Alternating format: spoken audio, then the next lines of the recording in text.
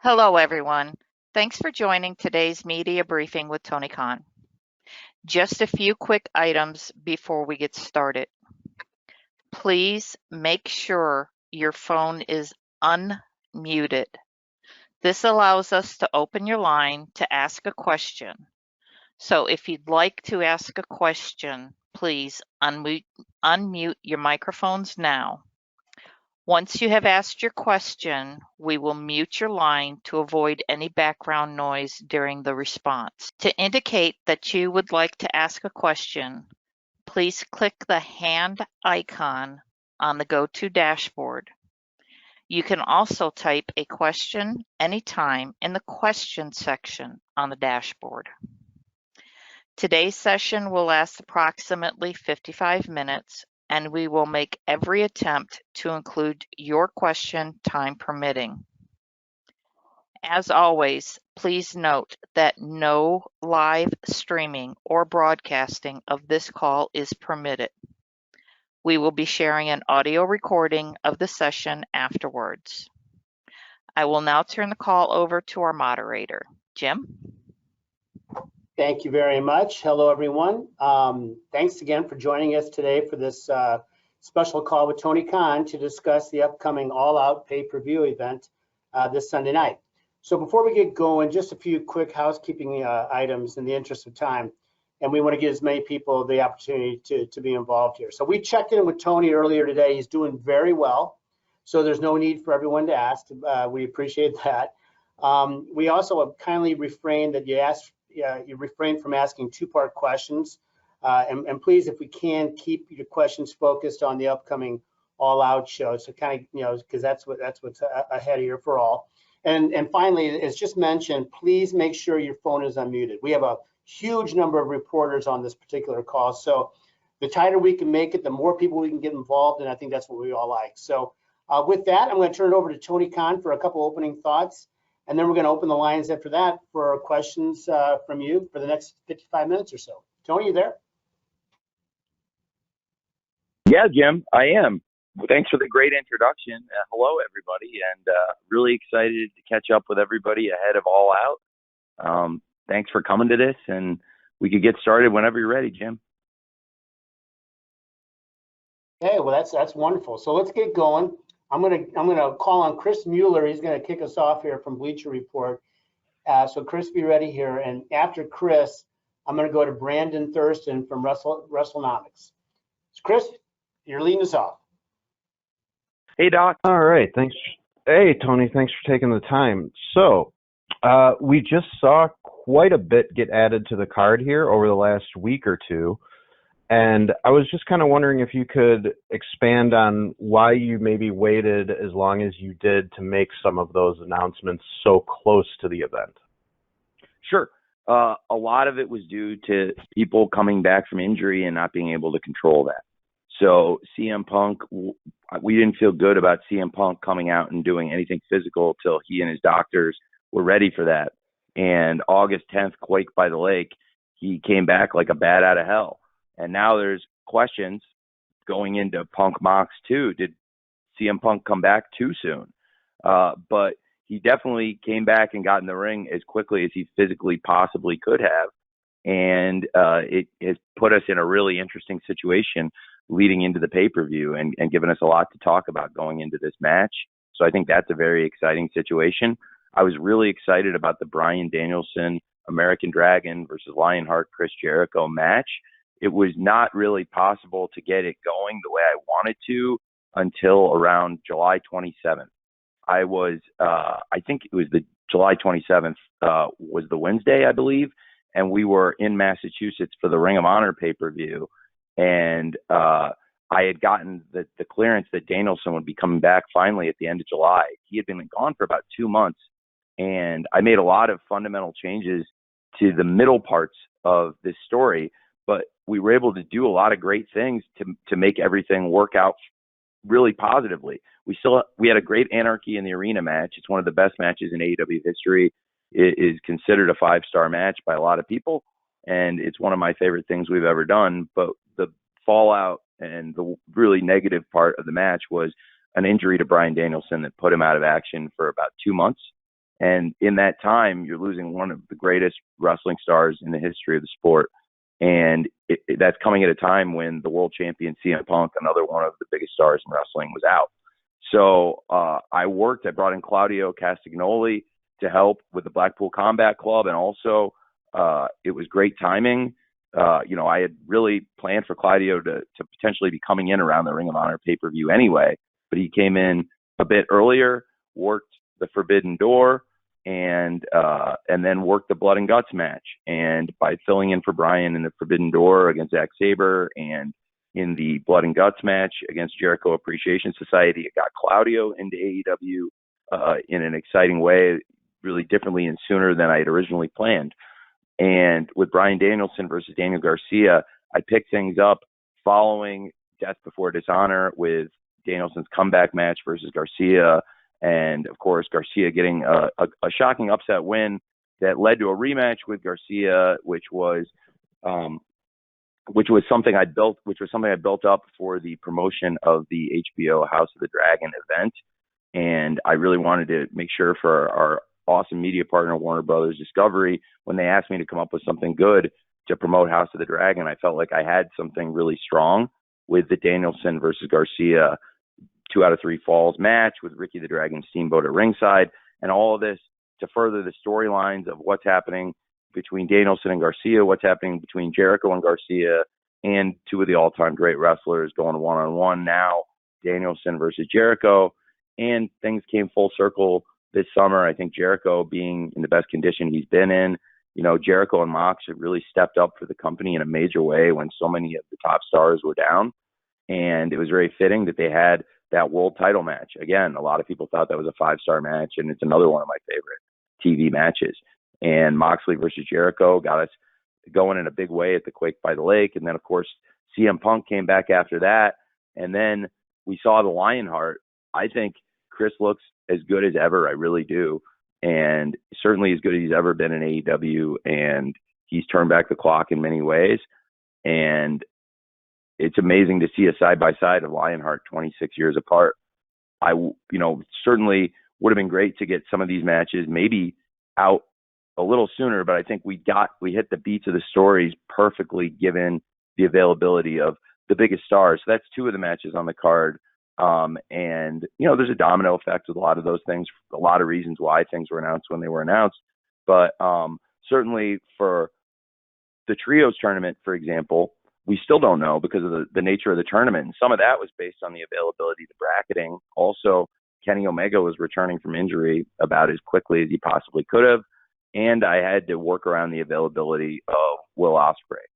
So those are just some of the factors in it, Doc. But it very complicated. And Forbidden Door and All Out both were affected by the injury bug. But honestly, I felt like I had a little bit more time to tie things together for All Out and get us in a really good place, because ahead of Forbidden Door, there were only 4 weeks between Double or Nothing and Forbidden Door, and 2 of the biggest stars on the Forbidden Door card, Punk and Danielson, were out.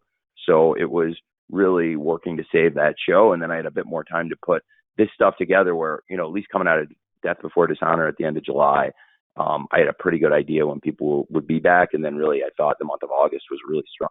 And July 27th were really strong for AEW, where I feel like the last 5 shows of Dynamite have been really excellent. And I don't think it's just my opinion. You can go to Cage Match and hundreds of fans just put their ratings on the matches like IMDb for movies. And this is one of the strongest 5-week runs in the history of the show.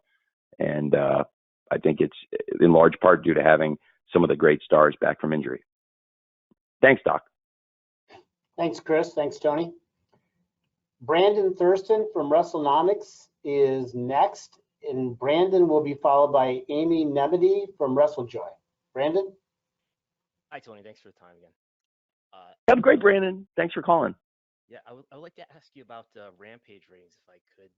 The monthly averages for Rampage have been gradually a little bit lower sequentially in most months. Last year at this time, Rampage, of course, was doing very strong ratings. But even if you look back on January averaged 0.23 rating in 1849. August just finished averaging a little over half that at 0.14. And over time, we've seen fewer appearances on Rampage from people like Punk and Jericho and Moxley. Maybe that has something to do with it. But I'm wondering, What do you think the reason is for that trend in viewership for Rampage, and are you comfortable with the ratings for that show being what they are lately? I'm so glad you asked because you really set me up for something I'm really excited to talk about. Thank you very much, Brandon. I have seen that. So in anticipation of a lot of the top stars in AEW returning, this is the effect of a lot of the top stars out. It was, in my opinion, we kept the company really strong through the summer because the flagship show of AEW Dynamite has continued to have really strong ratings.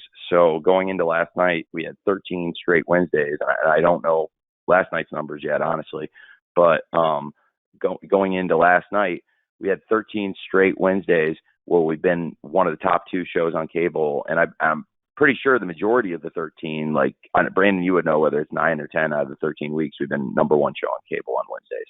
And it has been, honestly, now I can admit it, due to all the people coming back and the fact that it's just not going to be the case this Friday and going forward because the stars are back, that you astutely kind of hinted at in your question, Brandon.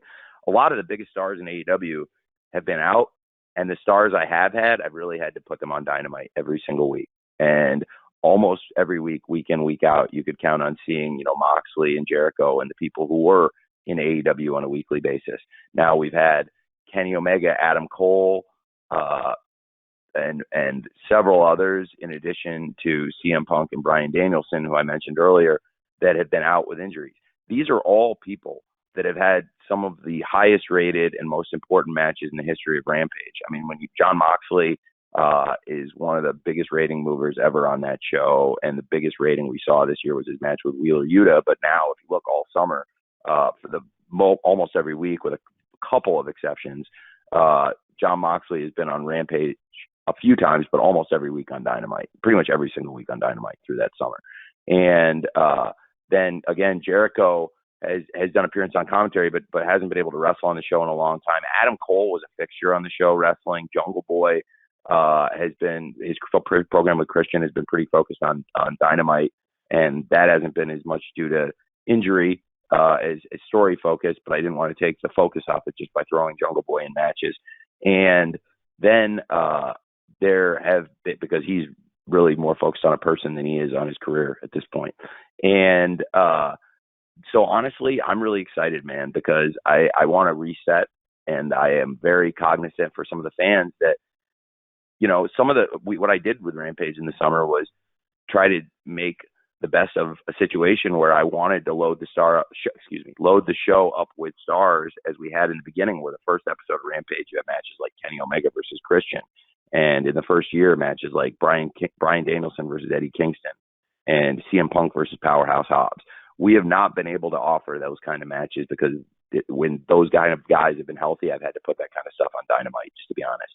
And now we're at a point where when the whole roster is back by this week, I think this Friday on the live Rampage, hopefully it'll be a preview of what's in store after All Out, because I think after All Out, the roster is going to be as strong as a place as it's been in a long time, if probably the strongest it's ever been.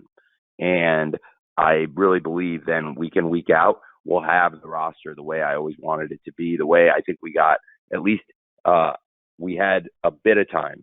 I really felt like in late 2020, back half of 2021, when Rampage was first introduced, the roster was just in this amazing place. I talked about it a little bit today in an article that's on Yahoo. It's kind of amazing where you had the first 3 AEW World Champions, were Jericho, Moxley, and Omega.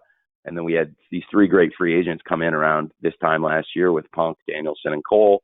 And then within about a month, all of Jericho, Moxley, and Omega had to leave for different health reasons, and they were all out and gone. It was unthinkable. And all of a sudden, every week, I would say quietly backstage, like, oh my God, thank God I brought these 3 guys in. Because if we hadn't brought in Punk, Danielson, and Cole, I mean, the 3 programs that really got us through the end of the year and carried across the TV were Punk versus MJF, Danielson versus Hangman Page, and Orange Cassidy versus Adam Cole. And variations on really week in, week out, those drew. And it was so great to have those 3 guys in. Then Moxley and Jericho come back better than ever, and we lost all three of Punk, Danielson, and Cole, and now it's coming back together in the roster. I really feel like Brandon will be helped, and Rampage. I just want everyone to know now that the roster is back, I can put my full attention into this. I know I said it in April, by the way. And a lot of things happened after April with the injury bug. I made these statements in April, and I really felt like it was moving in a great direction. The highest, I believe it's the highest rated Rampage of the year, was actually right after I kind of addressed some of this stuff. We did Moxley versus Yuta. The show was on fire. And then, of course, we had these injuries to Danielson, Punk, and Cole, right as we were really getting rolling with Jericho and Moxley coming back and not missing a beat. So that is what I believe, Brandon. I think with the star power coming back, this week and in the coming weeks, you'll see a lot of stars returning to Rampage. The kind of big matches we did at the very beginning when we had a fully healthy roster to support the 3 hours of TV, or even really honestly, you saw at Grand Slam, frankly, we could easily support 4 hours of TV with that roster and not miss a beat. And we showed that last year with Grand Slam, but we had lost so many guys that I could do 3 hours of TV, but not 3 hours where it's star, star, star, star, star. I mean, you saw at Grand Slam 4 hours of star, star, star, star, star. So that's how I feel, and certainly it'll be helped because through the month of October and November, and of course this Friday, the first one in September, going into Labor Day weekend and All Out, will be live, and we have more live Rampages through the rest of this year than we have all year combined so far. So I'm excited for that. Thanks for the question, because it's something I really wanted to cover. Thank you, Brandon. Thanks, Brandon. Amy Nemedy from WrestleJoy is next. I'm going to follow with the write-in after Amy from Kenny McIntosh at Inside the Ropes. Amy, you're up. Hi, Tony. Last year's All Out was one of the best shows in AEW history, and it looks like this year's All Out is going to stack up very similarly, from 0 hour to the pre-show all the way to the main event of All Out proper. This card is super stacked. But one of the matches or I guess two of them that I have my eye on, are the women's matches. We have two epic women's matches on the All Out card. We have Jamie Hayter, Toni Storm, Britt Baker, and Hikaru Shida fighting for the interim women's championship, and Jade Cargill and Athena fighting for the TBS championship. Both of these matches have a lot of history between the opponents and a lot of rich storytelling within the women's division. What was it like putting these matches together, and do you have any expectations that there might be some surprise match stealers within these women's matches? Well, it's a great question. I'm very excited for both matches. Really excited to have Athena in AEW. She's been tremendous. It's great to have someone of her experience, and I think it's going to be a great matchup of styles with Athena versus Jade. It is certainly with Jade's size. In some ways, you consider Athena the underdog, but with Athena's experience, I think that gives her a big advantage.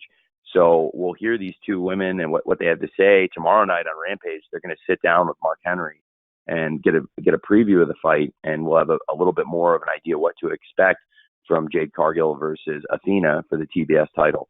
So I'm really excited for that, and excited to hear what they have to say with Mark on Rampage tomorrow night. And as for the four-way, I really enjoyed the tag team match between the four participants in that interim world championship match. It was really a light bulb thing, just like I felt really strong about setting up an eliminator and going into Forbidden Door with a great main event of Moxley versus Tanahashi, even though it was not what we had originally planned. I think it's worked out great, and obviously John now is a great world champion for AEW, and we have a great rematch coming up with John Moxley versus CM Punk. Well, the interim title situation here, when Thunder Rosa made it clear she was injured, I felt the same way I did when CM Punk got hurt. We have a great champion who's injured. We need to protect the champion and protect the championship, and make sure the fans are getting great championship matches and keep the title situation hot. So I thought the right thing to do, and what we did, was have Thunder Rosa take some time, have her injuries heal, and crown an interim women's world champion. I think it's going to be a great match, and it took me not long to come up with who I thought the 4 best wrestlers for this match would be, because I think that it's just so clear.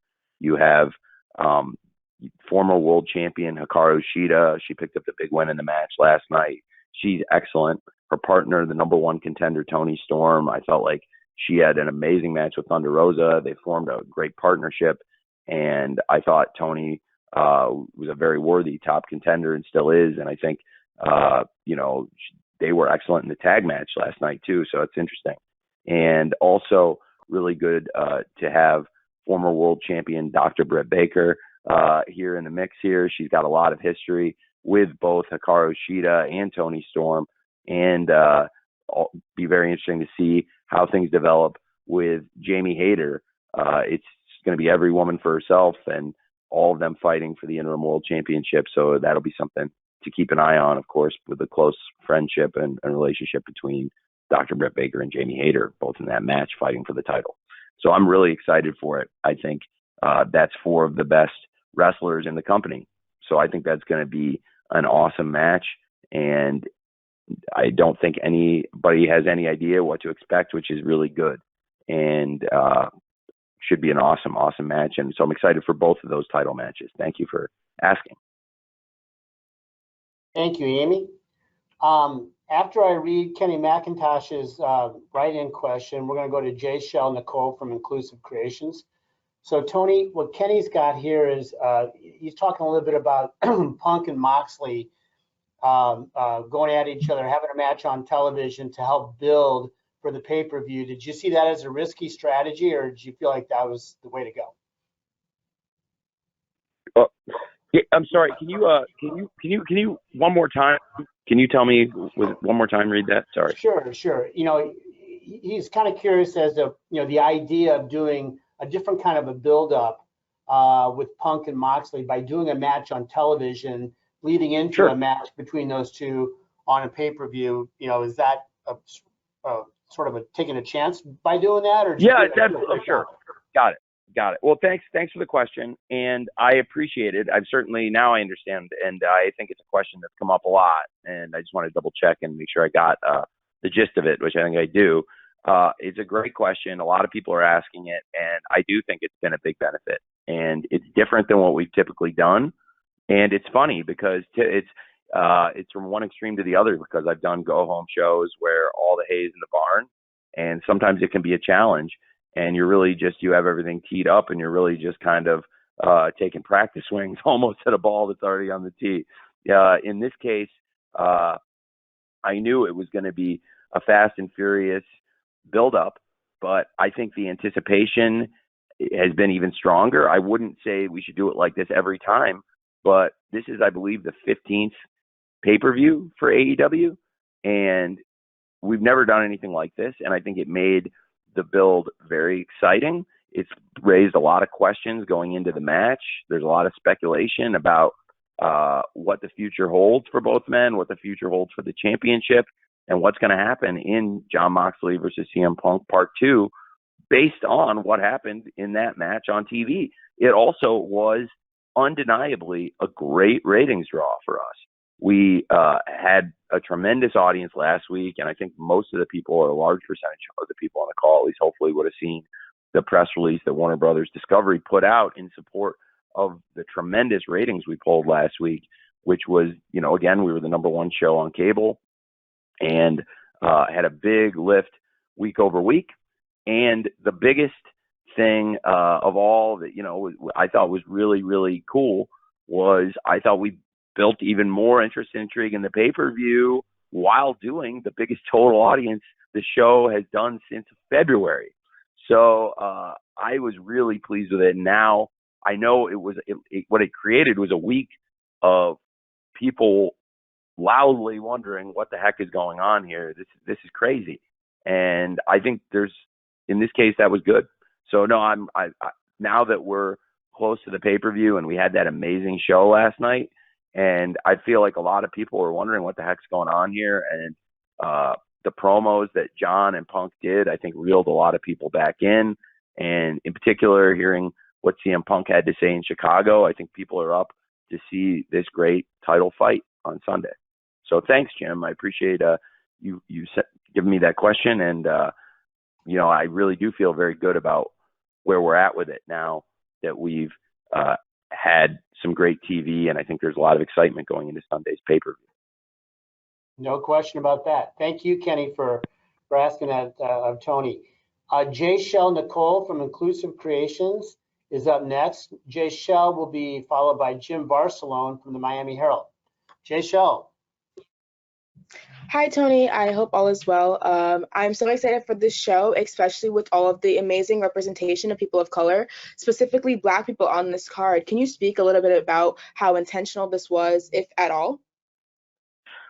Well, I've been trying to push the best wrestlers and build the strongest roster, and something that I really wanted to do for many years was build the best roster of diverse stars in wrestling. And it was something that I'm not sure I dreamed the level of free agent stars that would come in that help make it possible on one side. The other side was homegrown stars. And you'll see this card has a really good mix of those. There are a lot of the homegrown stars that years ago we were developing in AEW, and people would complain that, hey, AEW, are you going to get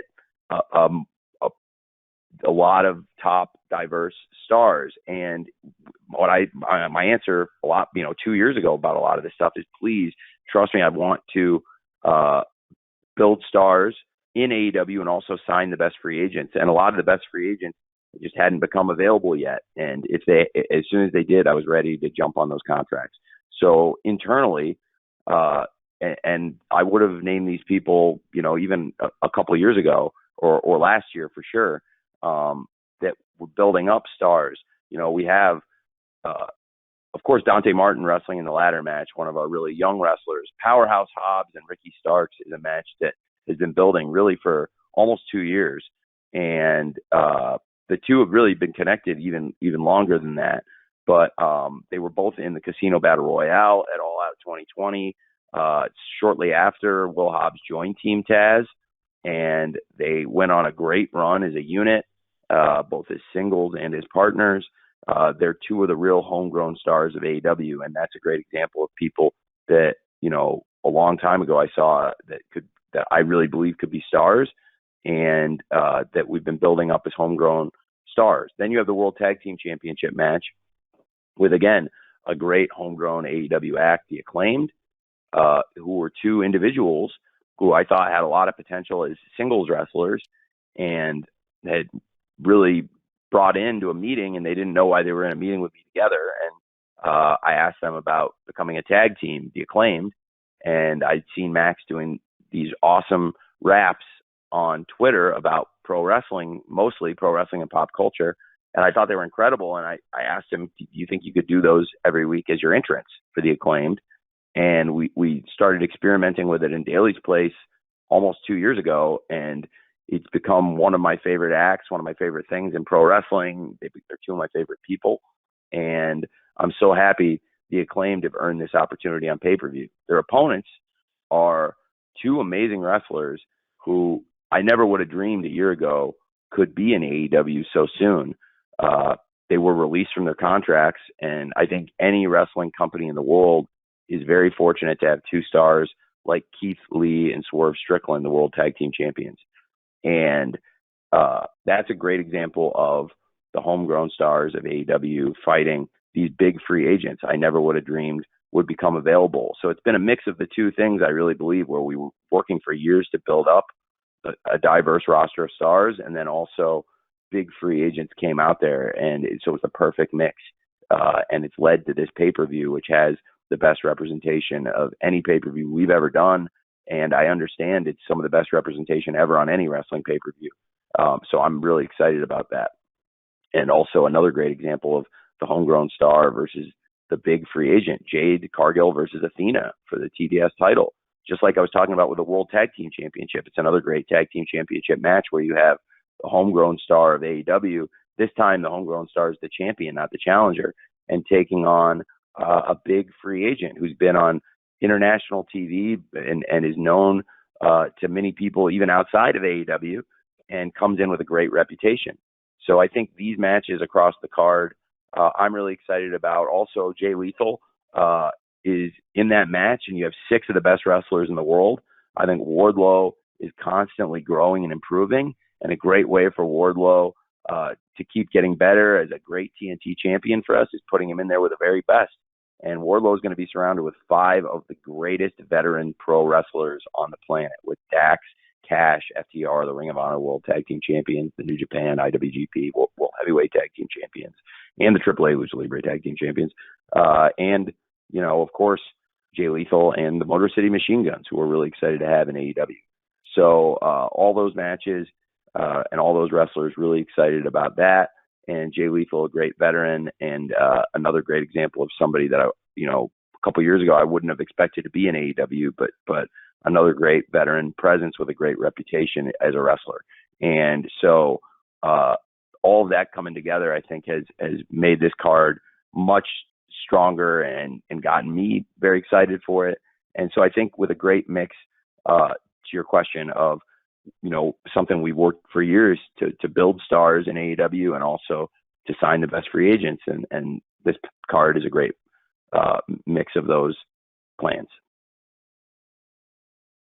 Thank you, Jay Shell. Jim Barcelone from the Miami Herald, you are up next. Jim will be followed by Justin Schlegel from 98 Rock in Baltimore. James.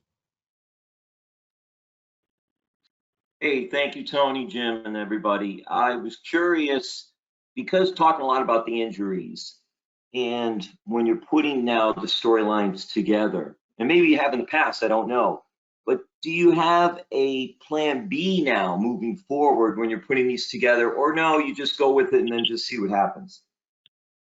I think in the back of your mind, similar in sports where you have roster depth, in a way, when you build that roster depth, that is your backup plan. But it's not always that simple.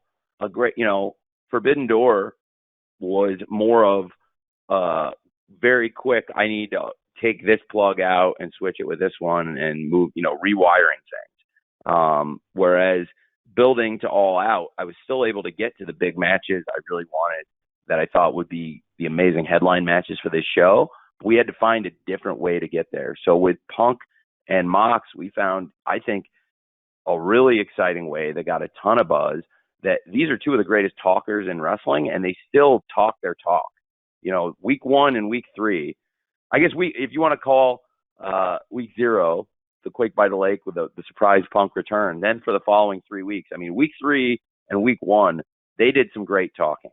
Week 2, the action happened in the ring. I do think with the time we had, this was the most exciting way we could have presented it. And I do think people would have been really amped for the match had they just talked for 3 weeks instead of doing the match in the middle. But now there's way more buzz about the match. And nobody knows what's going to happen coming out of that. And I think that's awesome. And also it really helped the TV and the pay-per-view. So it was a unique way to approach it. But I was able to still hit on stuff for this pay-per-view that I wanted to get to. It's hard to beat Jon Moxley versus CM Punk for the AEW World Championship and American Dragon Bryan Danielson versus Lionheart Chris Jericho. So we got to where I wanted to get for this pay-per-view. For Forbidden Door, we just weren't going to be able to do the matches because Punk and Danielson weren't going to be on the show. It wasn't like I was going to be able to rush to get to their matches. I had to completely change the build. And so that was a little bit of a different situation where it's not like, hey, we'll switch plans, consolidate some things, do some different ways to jumpstart things in the middle. That was more like, instead of tearing the card up like I did at Forbidden Door and build the best card I could with what was available. And if you only knew some of the stories that people don't know leading up to it, it's a wild one. The way Forbidden Door came off, I'm really proud of everyone involved. It was one of the best days we've had. And, this, we were able to do the things I wanted to do. We just had to do them differently. Whereas for Forbidden Door, I basically rewired the whole card and said, okay, well, because I think I've admitted this before, but there were some big matches we didn't get to do. It was going to be Punk and FTR against Ospreay and Aussie Open. And that's a dream match, I really believe. And then I also had a great idea for a Punk and Tanahashi tag match going in. I almost don't want to say what it is in case I ever do it later.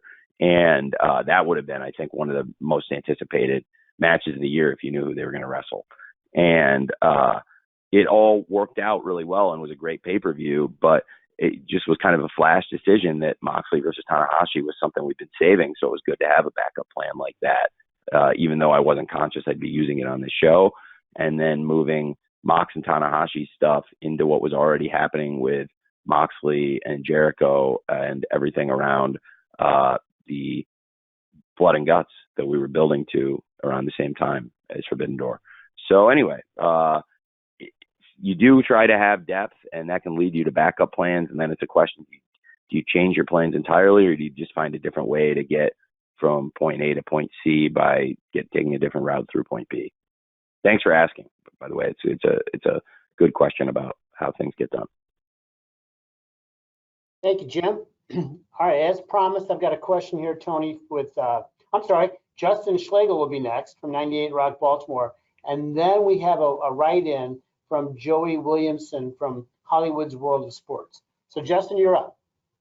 Tony, another great all-out card looks like it's upon us, and the Forbidden Door philosophy is all over this with Motor City Machine Guns coming in from Impact, a legendary team, Tomohiro Ishii being added to the pre-show with Eddie Kingston from New Japan. It looks to be another incredible card, and with some of the recent corporate changes over on the other channel other night with WWE, do you possibly think it's more likely, less likely, or the same for a Forbidden Door situation with them down the line, now that it seems like their executive hierarchy is a lot different than it's been, well, since forever? Do you possibly envision maybe working with them with the changes over there, the way you work with Impact, New Japan, AAA, and others now? I was pretty optimistic when they first made the change, but I'm less optimistic now, given how they've treated me. Thank you.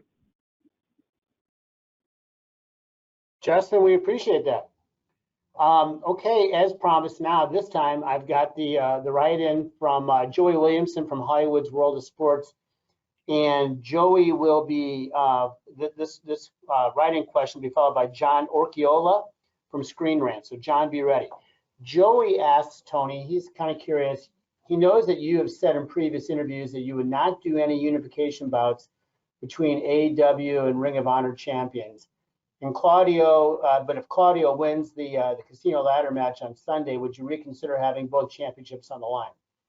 Well, it's a great question. If Claudio wins, he's under no obligation to put his championship on the line. And if Yuta wins, it would not be necessarily a pure rules match. So in that case, I would not probably sanction a unification match unless it was under pure rules.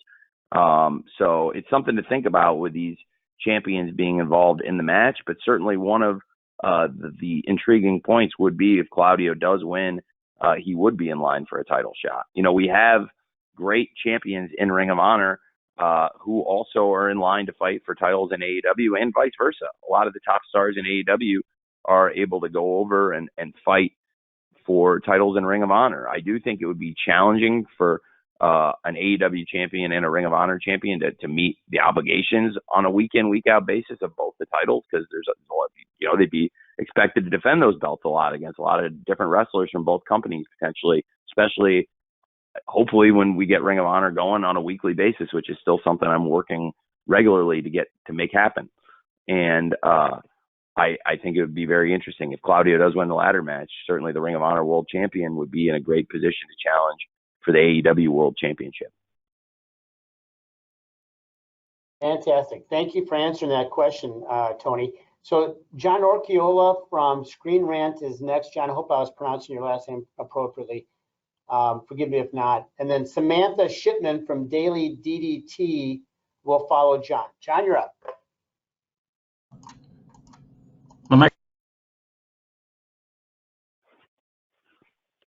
Hello. Hi, Tony.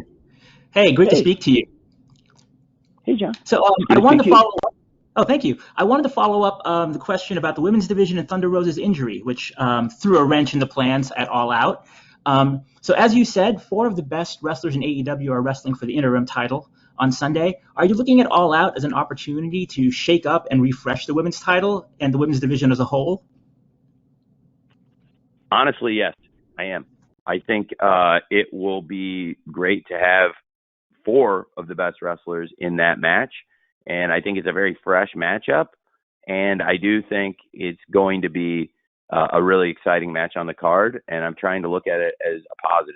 And whenever you have a great wrestler injured, it's a very negative situation, but you have to make the best of bad situations.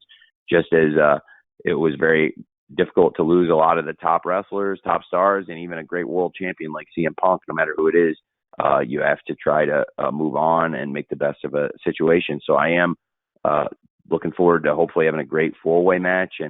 And then, whenever Thunder Rosa, the champion, does return, it sets up a great unification match with the champion versus the interim champion to crown an undisputed women's world champion.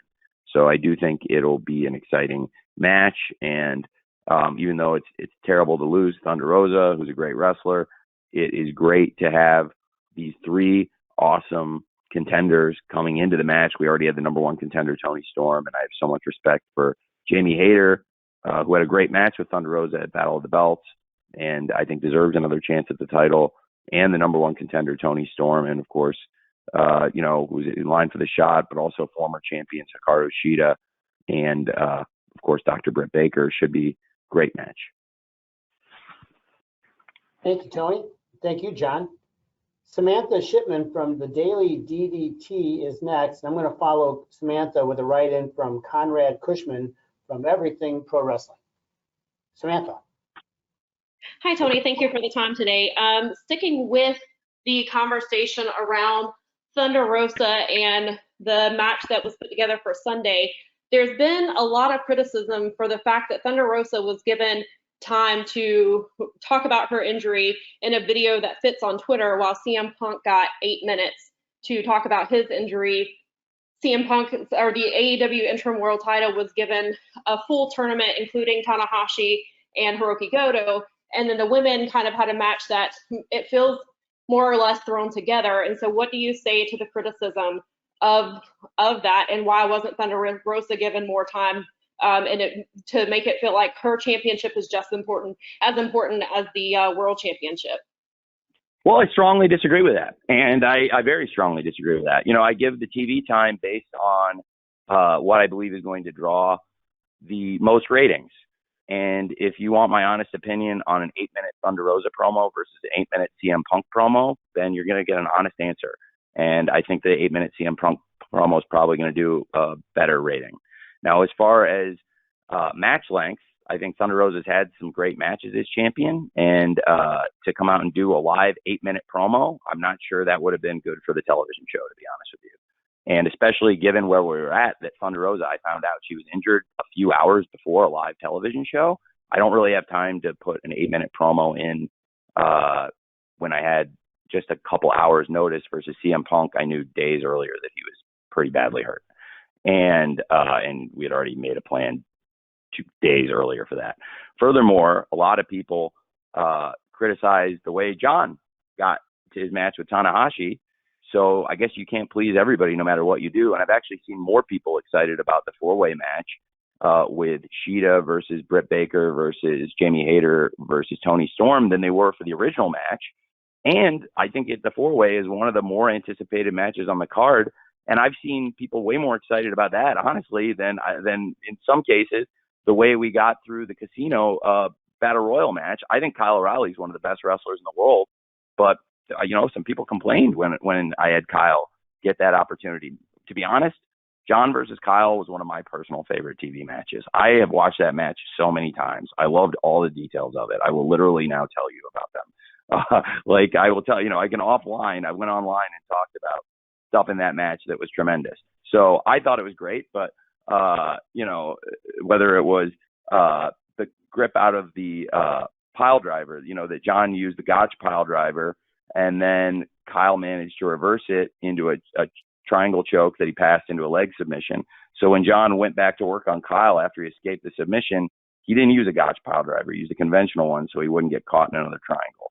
The little details of storytelling, I thought it was a great match, but a lot of people didn't think it was the right way to get to the interim, but I think it was tremendous. And now we've gone through a great summer with a great interim champion. So there were people criticizing that too. I've seen probably less people, although there may be some, criticizing how we got to this. But you can't you can't necessarily please everybody. But I do think in this case it's really been very positive, given the situation we're in, where you find out the champion is out a couple weeks before the pay-per-view, and you have to scramble. So I actually had less time in the case of this to get the situation resolved than I did with John, where there were a few weeks before Forbidden Door to build it up. And there was, so like I said, there was more time before the TV show to prepare the promo. I think if you want my honest opinion, and look, that's just a fact, okay? As far as what's going to draw a rating with somebody talking for 8 minutes. And then the build of the matches, like I'm super excited for Dr. Britt Baker versus Hikaru Shida versus Jamie Hayter versus Toni Storm. And I think a lot of people are probably more excited for that than they were for how we got to the first interim title. So, but you're definitely entitled to your opinion. Thank you. Thank you, Samantha. Here's the write-in from Conrad Cushman, and we're going to follow Conrad with Sean Ross Sapp from Fightful. But here's first a question, Tony, from Conrad at Everything Pro Wrestling. What went into bringing back the show name 0 Hour for the All Out pre-show versus using the name of the buy-in? Well, it's a great question. The original pay-per-view that the Young Bucks and Cody and a lot of great independent wrestlers put together at All In before I was involved when they worked at Ring of Honor was led up to the pay-per-view with the 0 Hour. And I thought the 0 Hour was really cool. And I actually brought it back when I took over Ring of Honor because it was associated with Ring of Honor and All In. And it's a cool piece of IP we acquired, I thought. And in coming back to this building, I just think knowing the history of All Out, the history of All In, and it just felt really cool. And especially this, we've had great matches on the buy-in in the past, but this feels stronger. Like with where the roster's at and the kind of matches we can do in this hour, I wanted to present something new, something fresh. And being back in this building, I wanted to get the energy of the 0 Hour back. I think the buy-in is great for Double or Nothing, and I think I might keep the buy-in as the pre-show for Double or Nothing. But in this case, I don't even see 0 Hour as a pre-show. It's his own event, and it's the first AEW event ever streamed on Instagram, which I think is really cool. And as always, it's available on AEW Twitter, Facebook, and YouTube. And then we have also, just an awesome lineup of matches. I think with Pac defending the All Atlantic Championship against Kip Sabian, Hook versus Cool Hand Ange. I might announce one more thing tomorrow night on Rampage, and I'm really excited about what we've announced with Eddie Kingston versus Tomohiro Ishii Part 2, which is a rematch of a great match they had in New Japan earlier this year at Capital Collision, with Ishii picking up a big win over Eddie, and Eddie looking for some revenge. So I am fired up for this pay-per-view, and also fired up for the 0 Hour. And I just think it's a great way to kick the show off and get people excited, and hopefully give people around the world a great free wrestling show. In addition to all the paid streaming wrestling that's on this weekend, I think anybody in the world should be able, if they have an internet connection, to watch 0 Hour and get 1 hour of great free pro wrestling, even if you don't have the money to afford buying a pay-per-view. And I know there's going to be a lot of fans. I expect, 6 figures worth of homes buying this pay-per-view, and, millions of dollars of pay-per-view revenue. But you want to think of every fan. And that's why I think it's really cool to be able to offer at least a great hour of standalone pro wrestling to everybody. And then also for those people watching, try to get them, if they can afford it and if they're able to do it, to buy the pay-per-view on Sunday night, which I think we built a great tradition over Labor Day weekend. And if you think back, this is the fourth All Out, and before All Out there was All In, and it started with the 0 Hour here in Hoffman Estates in the same arena. So I just thought it was a very cool way to build up that hour of matches. Thank you, Conrad. Sean Ross Sapp from Fightful is next, and we're going to follow Sean with Nick Hausman. We have 10 minutes. Sean, you're up. Hey, Tony. It was clear that Eddie Kingston and Sammy were set for this show, and obviously some things happened, and they were both very transparent about what happened. But it seems like those issues are rectified. Do you think there's an opportunity for us to see sort of a resolution to that feud that had started a while back?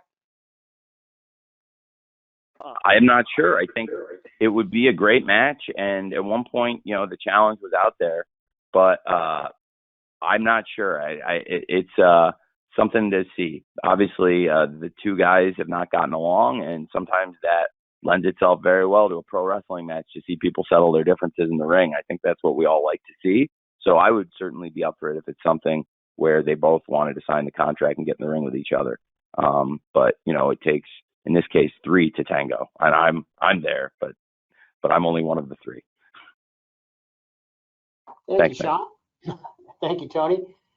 Nick Hausman from Wrestling Inc. is next, and Nick will be followed by Bill Pritchard from WrestleZone. Nick? Hello, Tony. Thanks so much for taking the time today. Hey, thank you. Thank you for taking the time to talk to me. My pleasure.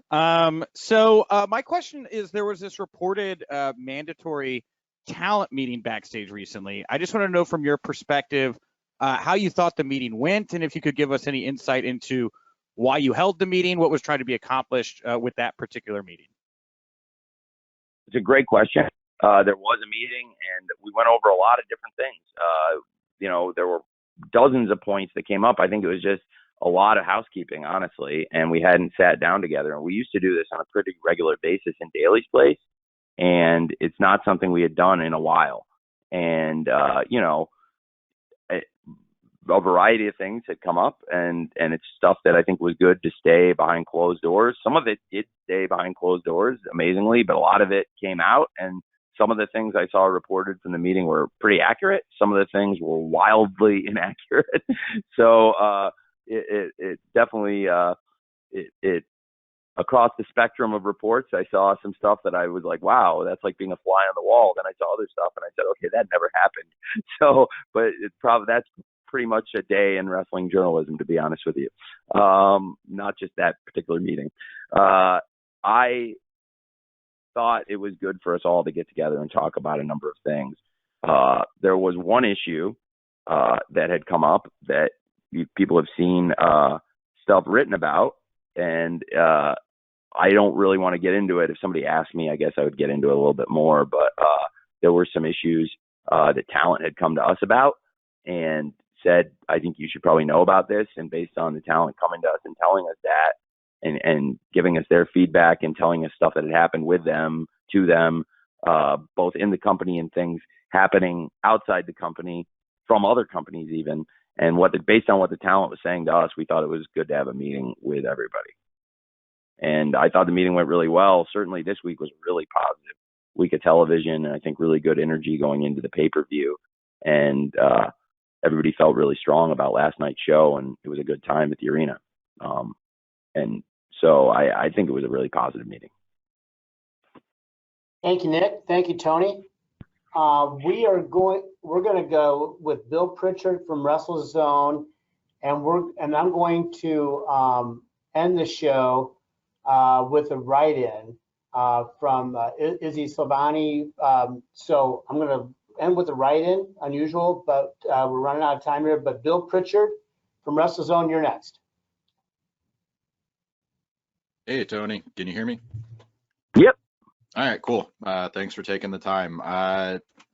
In looking at the all-out card, I know you said that, there's a lot of matches already confirmed. You might announce some more stuff, but I was curious how much of a decision or how important was it to ensure maybe Ring of Honor was represented on the show? I know Claudio and Yuta are in the casino match, but as of right now, unless you could speak otherwise, there's no confirmed Ring of Honor events coming up. So was that a decision, or was that on your mind when building out this card, that you still want to make sure that Ring of Honor has a pay-per-view presence?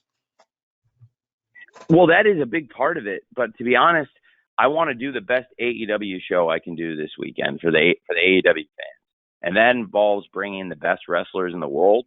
And in my opinion, in this case, a lot of the best wrestlers in the world are champions in Ring of Honor. And Mercedes Martinez, the women's world champion of Ring of Honor, is actually out with an injury, but will be back soon.